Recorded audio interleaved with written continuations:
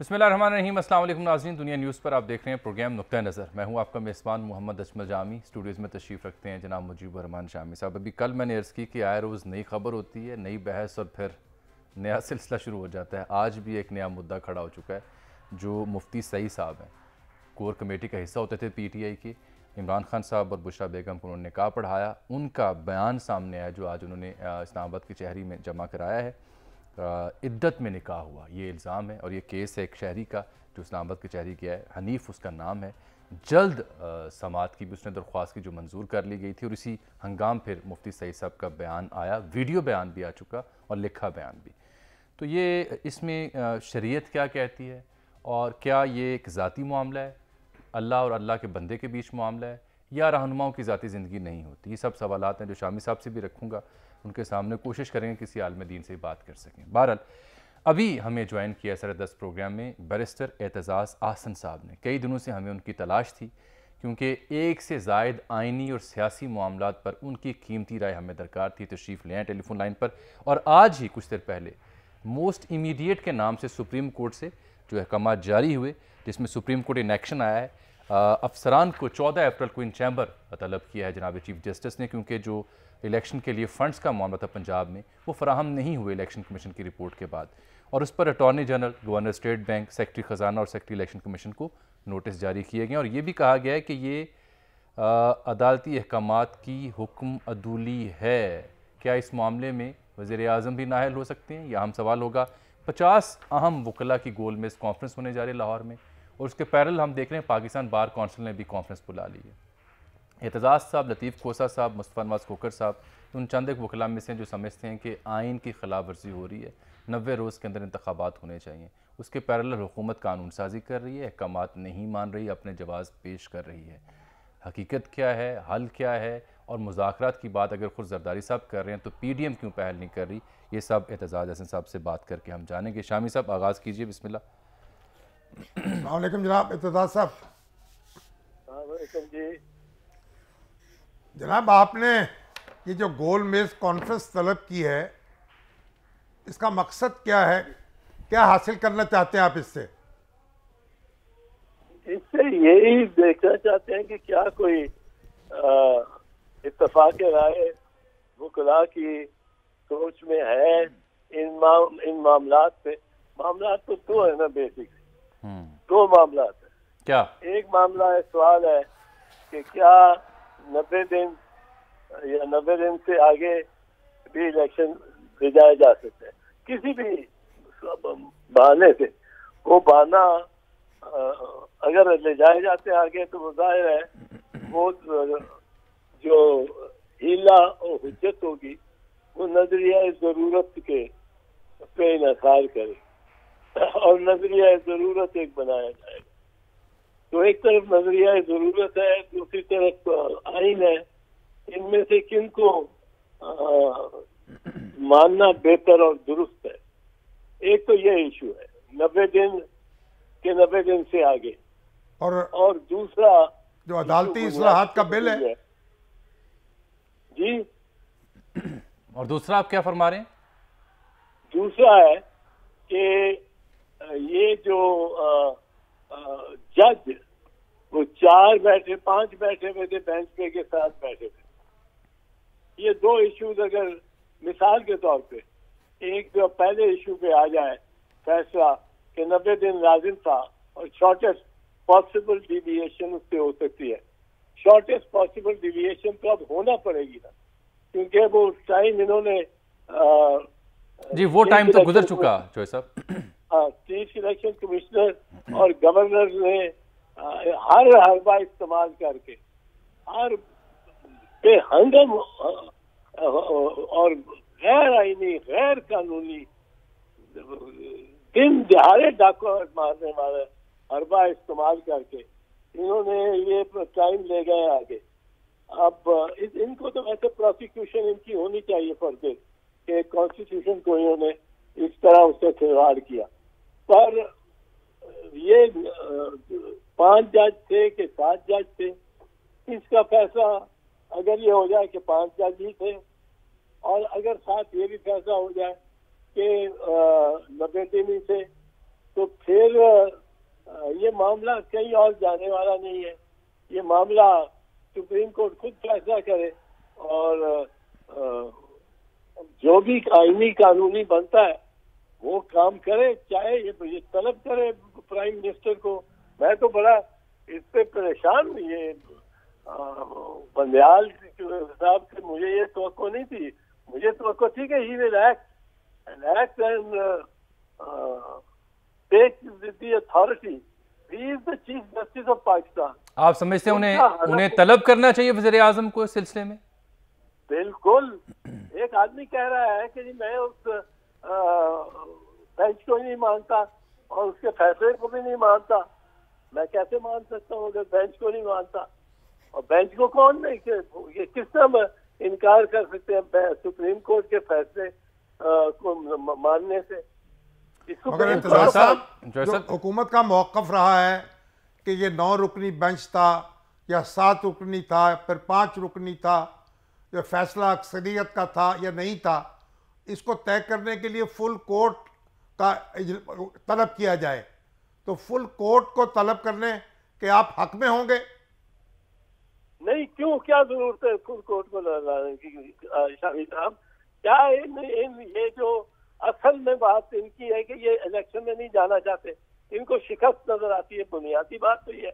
अब 9-7-5 आप देखें, 9 में 2 को इन्होंने प्रेशर डाल के निकाला कि जी आपने चूंकि रेफरेंस की थी, सिफारिश की थी, आप ना बैठे। वो शरीफ आदमी दोनों निकल गए आजाद। फिर रह गए 7 में से 2 रजाकाराना तौर पे नहीं बैठे। ये एक ने तो कहा कि मैं रिक्रूट करता हूँ, पर मुझे अगर ना बिठाना चाहे चीफ जस्टिस तो मैं बैठ जाऊंगा, या अफरीदी। दूसरे ने कहा कि मैं या अफरीदी के ओपिनियन से एग्री करता हूँ। अब जब एग्री करते हैं तो आप ये भी कह रहे हैं, उसमें भी कि ये ख्वाबदीद पे छोड़ रहे हैं चीफ जस्टिस की। चीफ जस्टिस ने 5 मेंबर का बेंच बना दिया। 5 मेंबर का छोटा बेंच होता है। 5 मेंबर के बेंच के फुल कोर्ट से कम का इख्तियार होता है या 9 जजेस से कम इख्तियार होता है, वो सुप्रीम कोर्ट होता है। 3 जज भी सुप्रीम कोर्ट होते हैं। अब आप देखें, ये 2 जज भी बैठे हुए हैं जो कहते हैं कि 7 होने चाहिए, 5 और 3, ये 3 और 2। उस 1 मार्च से ये फैसला हुआ है सुप्रीम कोर्ट का है। 1 मार्च से ये कंटेम्प्ट कर रहे हैं। 1 मार्च से हर दिन कंटेम्प्ट है इनका। और वो फैसला क्या है? वो ये है, उसका पहला जुमला है, by a majority of 3 against 2। जी हाँ साहब, by a majority of 3 against 2 we pass this order. अब ये जो 2 बैठे हुए हैं बीच में, वो उन्होंने उसको जब सुप्रीम कोर्ट ने ये, जब चीफ जस्टिस ने ये अनाउंस किया अदालत में, उनको कहना नहीं चाहिए था सर ये हम 7 बैठे हैं, हम तो 7 हैं। मगर इत्तेजाज साहब, जो अभाम पैदा हुआ है वो तो जजों के अपने नोट्स से ही हुआ है ना? जजों ने तो ये तो जजों ने अब मतलब है फ्रीकैन बन के नोट लिखे। ये फ्रीकैन बने। अगर जज फ्रीकैन बन गए तो इसका मतलब है कि सुप्रीम कोर्ट के यहाँ भी तकसीम वाज़ेह हो चुकी है। चौधरी साहब, आप इससे इनकार तो नहीं करेंगे? यार मैं तो पता नहीं 2 साल से कह रहा हूँ, रो रहा हूँ कि ये सुप्रीम कोर्ट में इतनी बनी नहीं है तकसीम। ऊपर से मियां नवाज जब आ जाता है तो ये इसने वो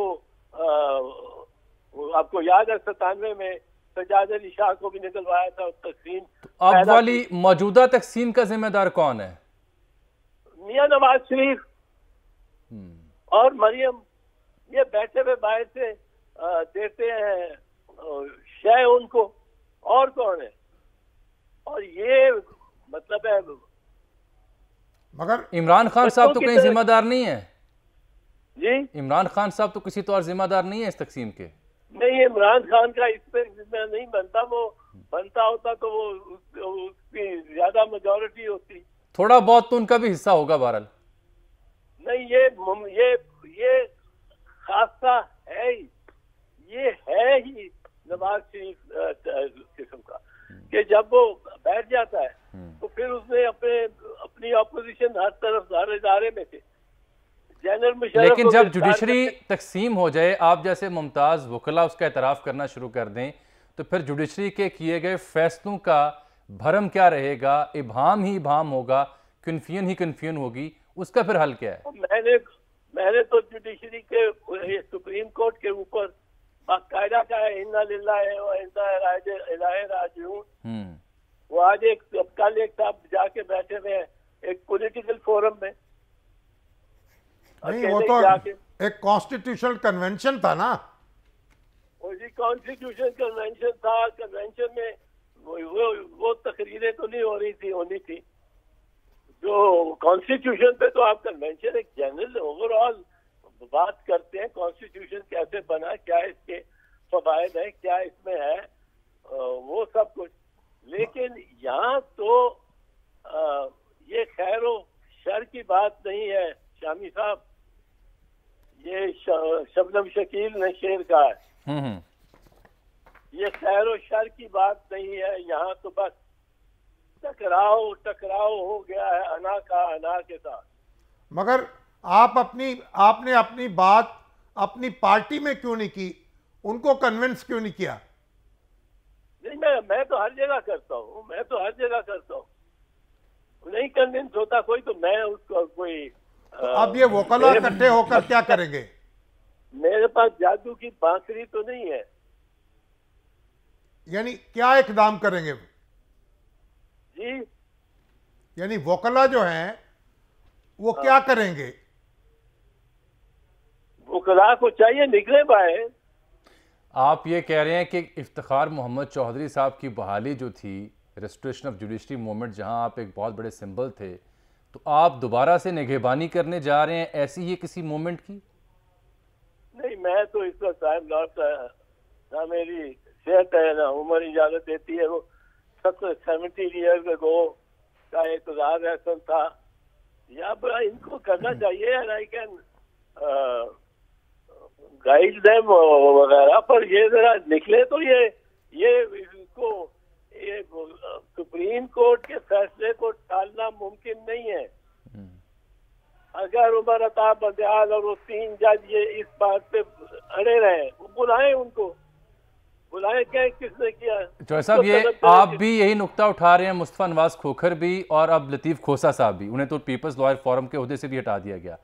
लेकिन सवाल यह है कि आप तीनों का ताल्लुक उस जमात से जो आइन की खालिक है और आइन की ज़ामिन है, तो आप नहीं समझते कि जो नुक्ते या तनकीद आप कर रहे हैं उसकी रोशनी में वही जमात सरकार का हिस्सा बन के आइन शिकनी की और आइन के खिलाफ चल रही है? जो जमात वो उसमें जो एक्सप्लेनेशन वो देते हैं कि जी ये मामला कोalition में इस तरह डिवाइडेड है कि जो महकमा इनसे मुतल्लिक है इलेक्शन से, वो इंटीरियर है, वो लॉ है, वो प्राइम मिनिस्टर है, और ये महकमे जो है वो सारे उनके पास। तो साहब एक सच्ची बात तो बताएं, दिल पे हाथ रख के, आप इस तावील से मुतमिन हैं? इस तावील से मुतमिन हूँ कि नहीं जी, ये मेरे पार्टी का और मेरा मामला है, ये आपका चलिए। अच्छा, अब सर 2 और चीज़ें सुन लें। एक तो सुप्रीम कोर्ट ने जो चीफ जस्टिस के इख्तियार से मुतालिक बिल है, शामी साहब ताज़ा खबर है, उसके खिलाफ जो दरख्वास्तें आई थी उस पर लार्जर बेंच तश्कील दे दी है, कल ही उसकी समाअत होगी। तो चौधरी साहब, ये जो बिल आया है कौमी असम्बली सेनेट से मंजूर होकर सदर ने दस्तखत करने से इनकार किया था, वो चैलेंज हुआ है, वो दरख्वास्तें आई थी, सुप्रीम कोर्ट ने लार्जर बेंच तश्कील दे दी है। इस बिल की क्या हैसियत है? क्या ये मुस्तरद हो जाएगा, सुप्रीम कोर्ट इसे उड़ा सकती है, या पार्लियामान से मंजूर शुदा बिल नाफिजुल अमल होकर रहेगा? देखिए, 2 चीजें जी। एक तो चीजें हैं कि क्या कोई इसमें ऐसी शिकें हैं जो खिलाफ आइन है। वो जो खिलाफ आइन है अगर वो खत्म हो जाए की जा सकती है और वो कलअदम करार दी जा सकती है। ये सुप्रीम कोर्ट का ये कोई आज की नहीं, ये 200 साल से जिस जूरिस्प्रूडेंस को से हम इस्तेफादा हासिल कर रहे हैं, वो मार्बरी वर्सेस मेडिसन केस था। इसमें अगर आइन के खिलाफ है आइन से मुतजाद है कोई शिक, तो वो शिक, वो आइन, वो कानून की शिक का लदम है। अब इसमें कुछ आइन के खिलाफ है और उनमें आइन से तरमीम होनी लाजमी है। अपील मिसाल के तौर पे एक 184(3) के खिलाफ बनाने वाली कुछ ऐसी है जो कि ठीक है और वो आइन में तरमीम की जरूरत नहीं है। मसलन के एक पटिशनर नजरसानी केस में अपना वकील बदल सकता है। तो ये देखना होगा इस बेंच को कि कौन कौन सी आइन के खिलाफ है। दूसरी बात यह है कि कहा यह जाता है, कन्वेंशनल विजडम ये कहती है कि जब तक कोई कानून न बने उसको चैलेंज नहीं किया जा सकता। वो अभी प्रपोजल स्टेज पे हो तो चैलेंज नहीं किया जा सकता। इस पे पाकिस्तान के 9 जजों का फैसला इसके बरक्स है जी। वो है हिजबा एक्ट, हिजबा बिल। जब जो खैबर पख्तूनख्वा असेंबली में पेश हुआ था। जी हाँ, उस वक्त सरहद असेंबली थी, इफ्तिखार चौधरी साहब थे और एमएमए की हुकूमत थी वहाँ। उधर एमएमए की हुकूमत थी। एमएमए की हुकूमत ने एक बिल, एक एक्ट बनाया कि जो सारे उसके तमाम सूबाई कवानीन उसके मातहत होंगे।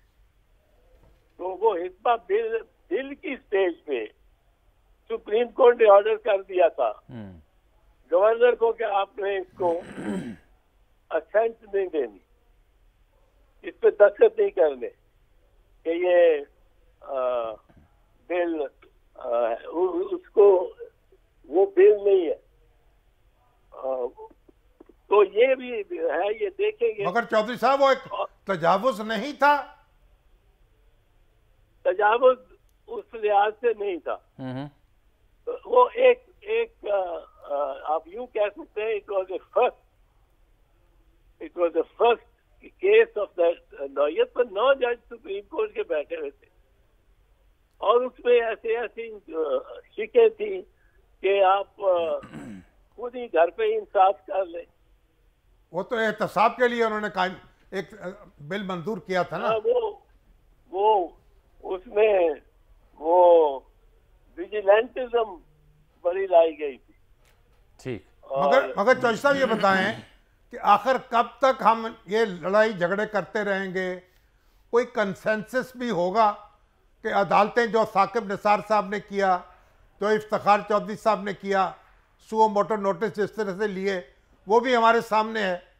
और फिर जो सियासी जमातें हैं वो जिस तरह उलझती हैं वो भी हमारे सामने है। तो आप एक सियासतदान भी हैं, कानूनदान भी हैं, कोई कंसेंसस पैदा करने की कोशिश क्यों नहीं करते? नहीं हो सकती जी, बड़ी की है। मैं 2 साल से आपको कह रहा हूँ, मैं आपके प्रोग्राम में भी चिल्ला चुका हूँ कि सुप्रीम कोर्ट में इतनी बड़ी दरार पड़ी हुई है कि एक दूसरे से हाथ नहीं मिलाते थे, एक दूसरे को सलाम नहीं करते। ये तो बड़ी अलार्मिंग बात है जो आप बयान कर रहे हैं कि अगर एक दूसरे से हाथ मिलाने के रवादार। एक मिले हैं काजी साहब, चीफ जस्टिस की मुलाकात हुई है, वो ब्रेकिंग न्यूज है। आप सोचे, वो ब्रेकिंग न्यूज है। तो उससे कोई बर्फ नहीं पिघलेगी? कोई हालात अच्छे नहीं होंगे उससे? बर्फ मुश्किल है, पिघल नहीं सकती, बहुत इसका काम खराब है। और इन्होंने काजी को, तो मैंने एक तकरीर में कहा कि काजी साहब जो आज जंजीरें आप डाल रहे हो उमर अता बंदयाल के पैरों में, ये जंजीरें तो खुशी, कितने खुश है, खुश नसीब है शरीफ खानदान जो अगला चीफ जस्टिस बनना चाहता है या अगला ऑपोजिशन लीडर बनना चाहता है और अपने आप को महफूज एक पनाहगाह अपने आप के लिए बनाना चाहता है। आप वही जंजीरें डाल रहे हैं, उमर अता बंदयाल को पहना रहे हैं, जिससे 3 महीने बाकी रह गए। उसके बाद आपको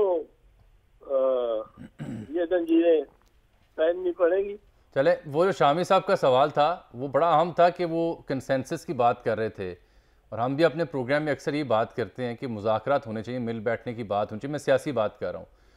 अक्सर आप खान साहब से भी मिलते हैं अब इन दिनों, और आपसे मशवरा भी करते हैं, तो कभी आपने उन्हें तजवीज़ नहीं दी कि वो भी थोड़ा सा जो अपना स्टांस है उसे नरम करें और मुज़ाकरात करके बात आगे बढ़ाने की बात करें, क्योंकि वो भी कहते हैं मैंने इनके साथ बैठना ही नहीं है। नहीं, मैं खान साहब से नहीं मिला हूँ जी।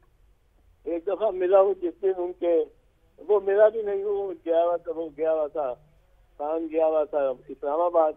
जिस दिन पुलिस ने खान की गैर हाजिरी देखते हुए कि वो गया है, एक बुज़दिल पंजाब पुलिस ने, एक मतलब साबिक वजीर आज़म, मेरे तो घर का मेरे साथ वाला मेरा गेट भी तोड़ गए, वो क्रेन लगा के और उसका गेट तोड़ा उन्होंने।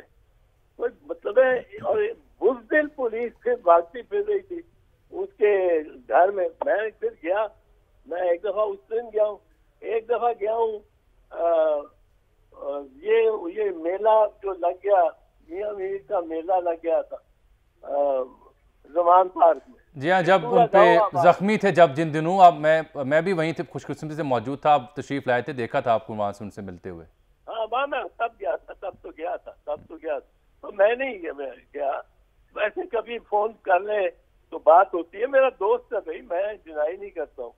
मेरा क्लास फेलो तो नहीं, स्कूल फेलो। इसीलिए मैंने आपसे सवाल रखा ना कि आपने कभी उन्हें ये तजवीज़ नहीं दी कि वो भी एक कदम पीछे हट के डायलॉग पर आए। वो भी कहते हैं मैंने बात ही नहीं करनी इनसे, ये तो सारे चोर हैं, तो किससे फिर बात करना चाहते हैं?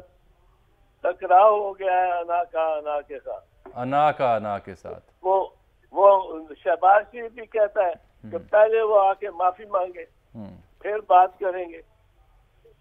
अब शहबाज शरीफ भी तो आसमान पे चढ़ा बैठा है ना, इस वजह से कि उसके पीछे घोड़सवार है, द मैन ऑन हॉर्सबैक, वो उसका साथ दे रहे।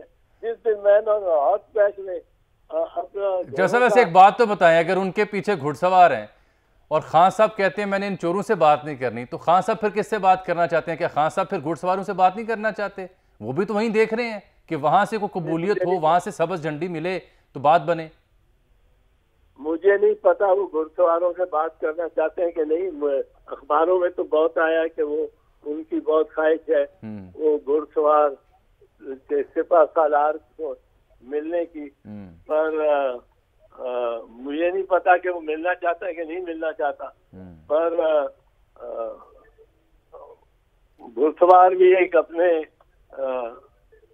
जोम में है। वो इस वक्त वो इक़्तिदार साहब, आप भी तो घोड़े पे सवार हो रहे हैं ना। वीर मेरा घोड़ी चढ़िया। हाँ, तो वो अब क्या एटीट्यूड रखता है मुझे नहीं मालूम। उसने गलतियां की है, बहुत बड़ी गलती तो की है असेंबलियों से इस्तीफा दे देने की, और अब वो मुश्किल में है उसके। पर उसके साथ जो लोग हैं वो उनको ये घुड़सवार और दीगरान उसका इलाज कुछ नहीं कर सकते। सही। अच्छा, चूंकि आप हमारे साथ मौजूद हैं और मैं चाह रहा था कि दीगर तमाम जो अहम इश्यूज़ हैं आज के, उस पर भी आपसे हम बात कर सके। शामी साहब अगर आप इजाज़त दें तो मुफ्ती सईद वाला नुक्ता इक़्तिदार साहब के सामने रखा जा सकता है। रख लें। इक़्तिदार साहब खुद एक मुफ्ती हैं, फ़कीह हैं। अच्छा ये जी निकाह इद्दत में हुआ, मुफ्ती सईद का बयान अब आ रहा है, पहले वीडियोस भी उनकी आ चुकी, प्रोग्राम भी हो चुका। गैर शरई निकाह कह रहे हैं, वो शरीयत क्या कहती है तो मैं बाद में बात करता हूँ। कानून क्या कहता है इस मुद्दे पे सर, अगर ये साबित हो जाए? अगर साबित हो जाए तो, और उसकी परफॉर्मेंस नहीं हुई तो ये फस्क हो जाएगा। उसका कोई असल बात तो है कि परफॉर्मेंस हो, परफॉर्मेंस नहीं हुई तो कोई फर्क नहीं पड़ता। सही। तो परफॉर्मेंस तो हो चुकी ना। नहीं, परफॉर्मेंस तो नहीं हुई ना। ये तो इसका तो किसी ने, आपने मैंने देखा परफॉर्मेंस होती हुई।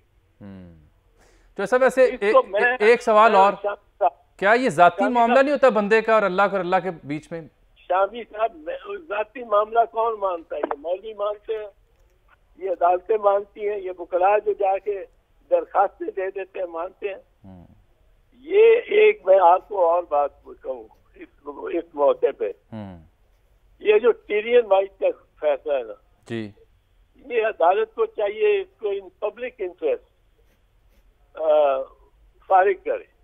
उसकी वजह मैं बताता हूँ। जी जी, टिरियन जो है वो तो उसको अगर किसी ने नाजायज कह दिया और उसका लकब लग गया तो वो तो अमेरिका में और यूरोप में उसने रहना जिंदगी गुजारनी है जहाँ कोई ये तोहमत ही नहीं है, कोई तोहमत नहीं है कि नेचुरल फादर और नेचुरल मदर और ये सही, और लव चाइल्ड वो कोई नहीं है। लेकिन अगर ये इल्जाम और इसके बाद डिस्क्वालिफिकेशन इमरान खान पे हो गई तो मैं आपको बताऊं, लोग जो आज बड़े खुश और मुतमईन और हंसते हैं और खुश होंगे, ये इल्जाम फिर एटलीस्ट 30% ऑफ द कैंडिडेट पे लगेगा। जी, ये बड़ी अहम बात आप कह रहे हैं, बड़ी अहम बात। लोग कहेंगे लगाओ यार इसको, कहो वो इसकी हराम की औलाद है, फला फला फला, और लगाओ इसको डिस्क्वालीफाई करो। हमारे लोग कोई नो होल्ड बार्ड जिसको कहते हैं अंग्रेजी में, कि कोई भी चाल वो चलनी जायज है, वो लीगल हो इलीगल हो, चाल आपने चलनी है। तो सर एक छोटी सी ब्रेक है बस 10 सेकंड की, मैं आपके पास दोबारा वापस आ रहा हूं एक और अहम नुक्ता बेंच के हवाले से और इसी बात पे मैंने आपसे डिस्कस करना है। नाज़रीन, एक छोटी सी ब्रेक।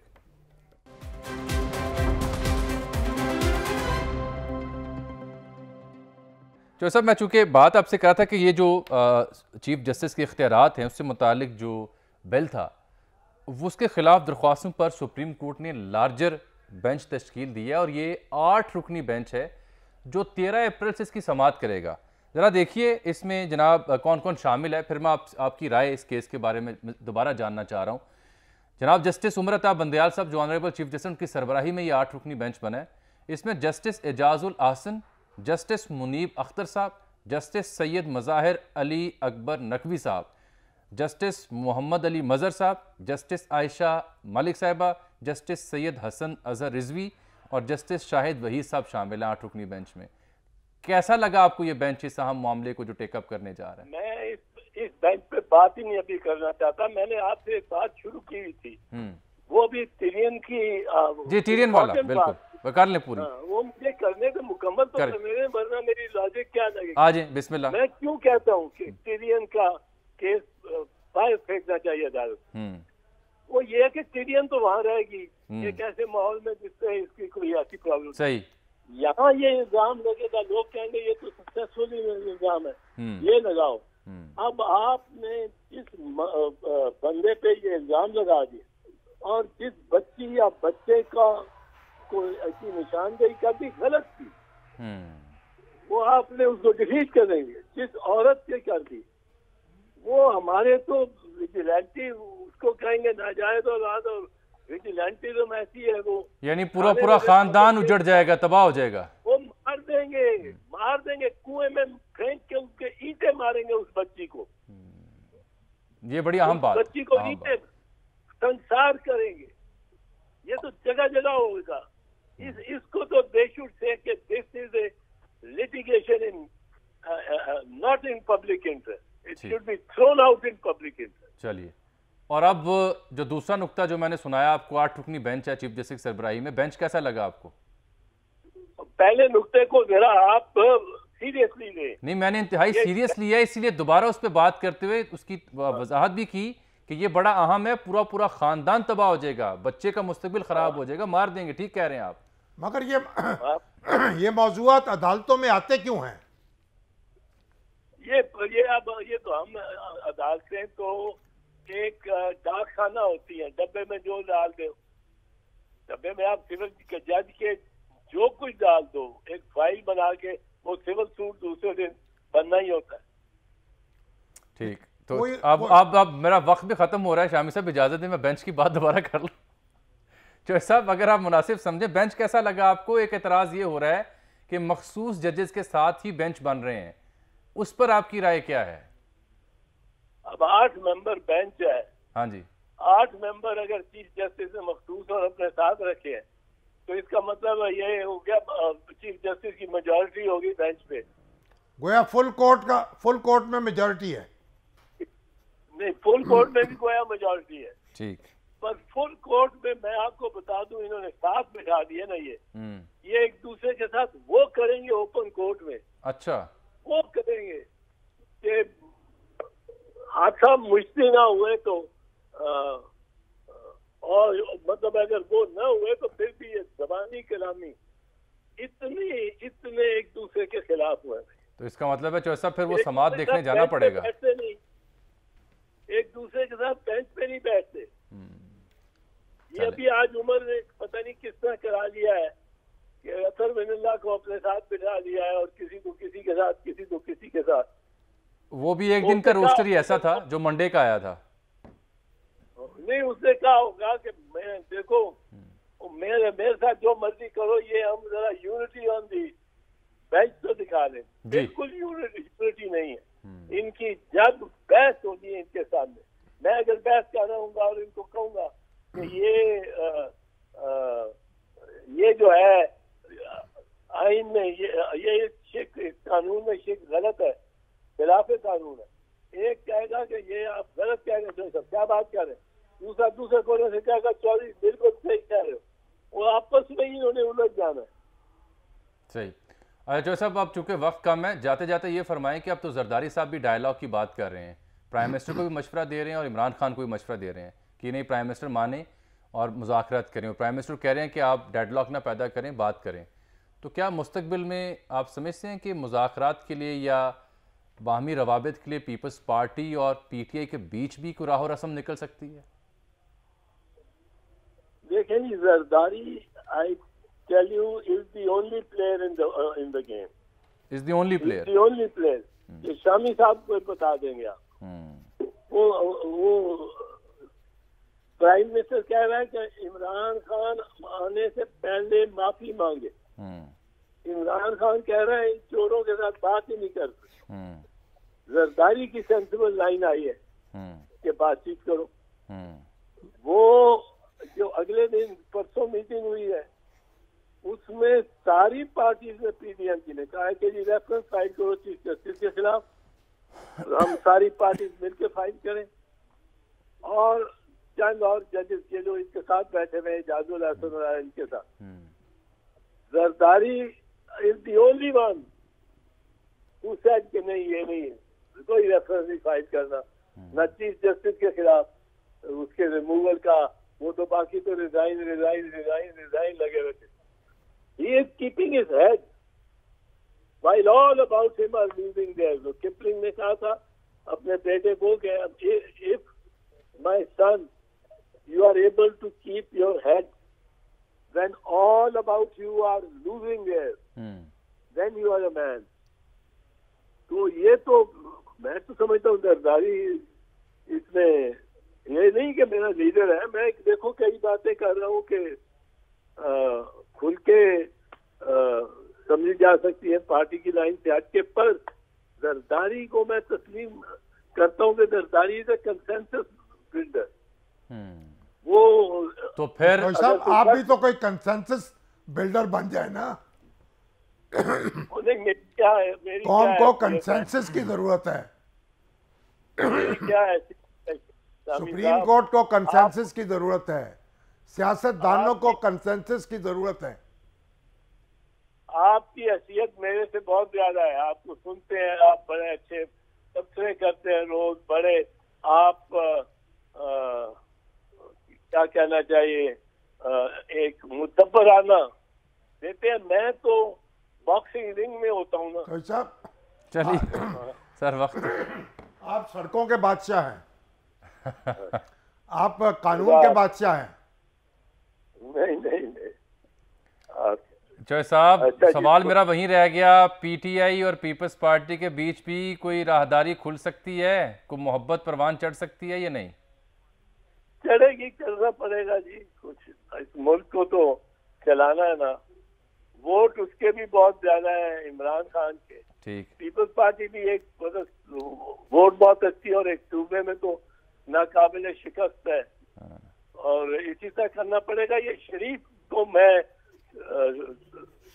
इस तरह ट्रस्ट नहीं इतना करता हूँ। ठीक, ये हर ऐसा कमाल कर देते हैं। मुजरिम बैठा हुआ है लंदन में और अब सऊदी अरेबिया जा रहा है और मुजरिम है, एब्सकॉन्डर है और लोग उसकी ताज़ीम करते हैं। एब्सकॉन्डर है, मफरूर तो है। सऊदिया को भी दाद देना कि वो आपके बकौल जो मुजरिम है उसका प्रोटोकॉल कैसे इस्तेमाल कर रहे हैं, उसे दावत दे रहे हैं शाही। नहीं वो ये सऊदियों का तो कोई है ही कोई ऐसा उनका तो कानून ही कोई नहीं है। चलिए अब वक्त खत्म हो गया शामी साहब मेरा। ये गुस्सा भी थूक दें आप मुस्लिम लीग नून पर और नवाज शरीफ पर, गुस्सा भी कुछ कम कर लें। नहीं मैं गुस्से में नहीं बात करता हूँ। आप तो उनके वकील रहे हैं। मैं असूल की बात करता हूँ। जब उनको वकील कोई नहीं था मिलता, मुशर्रफ की मार्शल लॉ था, तब अब भी आपकी वकालत की जरूरत है। नहीं, आपकी मेहरबानी है। ये सौदा अब चौधरी साहब को मंजूर नहीं है, क्यों चौधरी साहब? नहीं मैं मंजूर इस वक्त तो नहीं है, क्योंकि इतनी बैड ब्लड हुआ है कि वो होना ही चाहिए। चलिए पर चौधरी साहब, प्रोग्राम का वक्त मेरा खत्म हो गया। आपका बहुत शुक्रिया। मैं चाहूंगा कि आपसे हम स्टूडियो में बैठ के बात करें ताकि बराह रास्त लोग आपके तासुरात भी देख सकें। आपके कीमती वक्त का बहुत शुक्रिया। नाज़रीन, एक ब्रेक।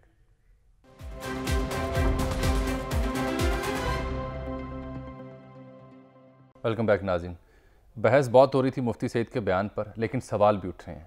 वो क्या कहते हैं, क्यों कह रहे हैं और अब ही क्यों कह रहे हैं? और जो उनसे मनसूब वीडियो बयान आया उसमें सर्दियों वाली जैकेट पहनी हुई है। पता नहीं किस दिन का बयान है। बयान हल्फी तो जमा करवा दिया अदालत में, तो कई एक सवालात उनकी स्टेटमेंट पर भी उठ रहे हैं। और शामी साहब, एक और राय भी आज दिन भर मैंने कोशिश की तहरीक इंसाफ के सपोर्टर से बात करूं कि इस मुद्दे का उनकी मिजाज और सियासी वाबस्तगी पे क्या असर पड़ेगा। मेजॉरिटी ने जवाब दिया कि कोई फ़र्क नहीं पड़ेगा, ये एक कैंपेन है अगेंस्ट उनके लीडर के।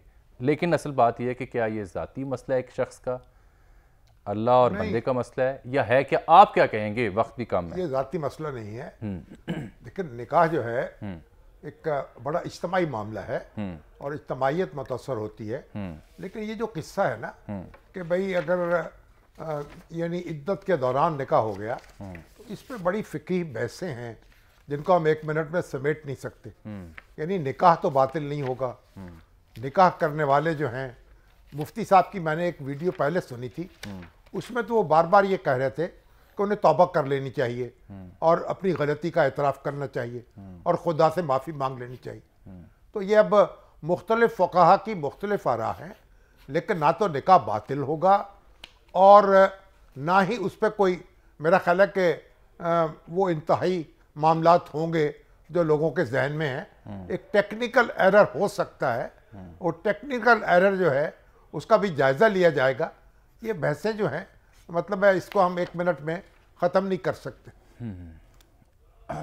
और ये जो बहस है कि किसी भी शख्स का ऐसा जो मामला है ज़ाती ज़िंदगी का, वो ज़ाती रहना चाहिए, पब्लिक नहीं होना चाहिए। लेकिन एक और राय जो है वो ये आई आज, सारा दिन हम अनस नूरानी साहब हूँ या दीगर, वो ये कहने लगे कि जी जो लीडर होता है उसकी कोई गोशा ज़िंदगी का ज़ाती नहीं होता। हाँ, ये तो ज़ाती तो कोई नहीं मानता ना। यानी ज़ाती मसाइल जो हैं ज़ेर बहस आते हैं, मगरबी दुनिया में भी आते हैं, यहाँ भी आते हैं।